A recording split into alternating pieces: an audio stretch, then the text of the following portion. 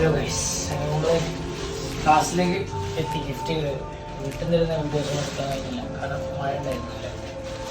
Okay, അങ്ങനെ class എടുത്തുകൊണ്ട് എടുക്കുകയാണ്. ഞാൻ കുട്ടികളോട് ചോദിച്ചു നിങ്ങളൊക്കെ എന്താ കഴിച്ചതെന്ന്. അപ്പൊ കുട്ടികൾ പറഞ്ഞു കേട്ടോ, പാല് കഴിച്ചു. ഇവിടെ എന്താ കഴിച്ചേ? ബ്രെഡും സോസ്. ഇവിടെ പൊട്ടും കടലയും. ഇവിടെ ദോശയും ഷുഗറും. അവിടെ ദോശയും ഷുഗറും. എന്തല്ലേ ക്ലാസ് എടുക്കാൻ സമ്മതിക്കില്ല. വീട്ടിൽ പോകണമെന്ന് പറഞ്ഞ് കരിയാ. വീട്ടിലേ പോവാ. ഞാൻ ക്ലാസ് എടുക്കട്ടെ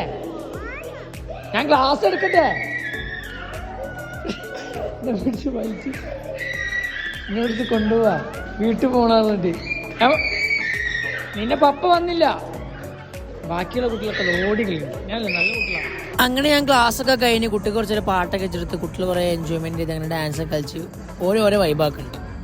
പെരും മഴയാണ്.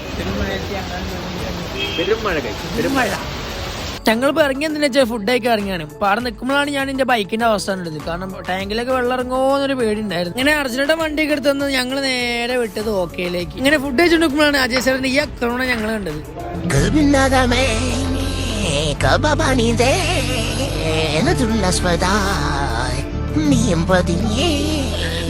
നമ്മളൊന്ന് ഫുഡ് കഴിക്കാൻ കയറി. ഇനി ഇപ്പോഴത്തേക്കും ഇവിടെ മൊത്തം ഫുള്ള് വെള്ളമായി. കാറൊക്കെ ഫുള്ള് വെള്ളത്തിലായി. സൈലൻസറൊക്കെ നോക്കുന്നുണ്ട് വണ്ടിയില്.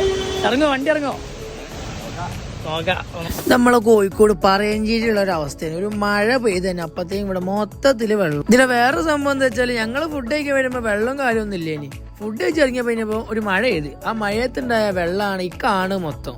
ബാക്കി വീഡിയോ നിങ്ങളെല്ലാം ജസ്റ്റ് കണ്ടു നോക്കി.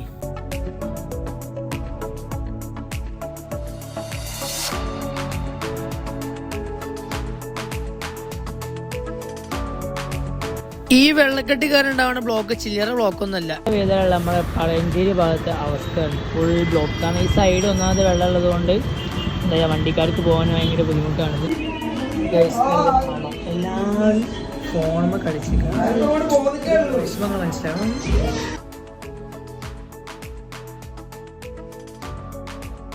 അജയ് ചേട്ടൻ മാത്രം ഇങ്ങനെ വന്ന് എന്നെ സപ്പോർട്ട് ചെയ്യും.